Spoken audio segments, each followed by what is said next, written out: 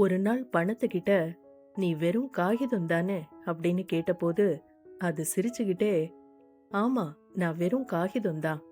ஆனா என் வாழ்க்கையில ஒரு குப்பை தொட்டிய கூட நான் பார்த்ததில்ல அப்படின்னு சொல்லிச்சான். கரெக்ட் தானே? பணம் வெறும் காகிதம் தான்.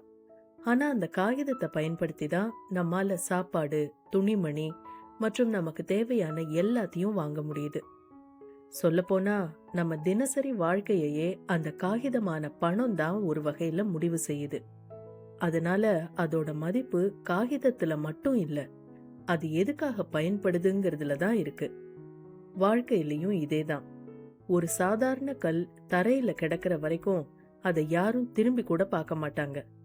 அதே கல் ஒரு கடவுள் சிலையா செதுக்கப்பட்டா அதோட மதிப்பே மாறிடுது.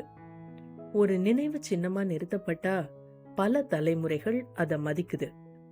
ஒரு சாதாரண துணி தேசிய கொடியா உயரும் போது கோடிக்கணக்கான மக்கள் அதுக்கு மரியாதை செலுத்துறாங்க. அதனால ஒரு பொருளோட மதிப்பு அது எதனால் ஆனதுங்கிறதுல மட்டும் இல்ல, அது எதுக்காக பயன்படுதுங்கிறதுல தான் இருக்கு. நினைவில் கொள்வோம், நாம் வெறும் காகிதமாக இருப்பதில் தவறில்லை. ஆனால் நம்முடைய மதிப்பை உயர்த்தாமல் இருப்பதுதான் தவறு. நாமும் நம்மை வளர்த்துக் கொள்வோம், நம்முடைய மதிப்பை உயர்த்திக் கொள்வோம். இந்த மாதிரியான வீடியோஸ்லாம் உங்களுக்கு பிடிக்கும்னா நம்ம சேனலுக்கு சப்ஸ்கிரைப் பண்ணிக்கோங்க. நம்ம மீண்டும் அடுத்த வீடியோல சந்திக்கலாம்.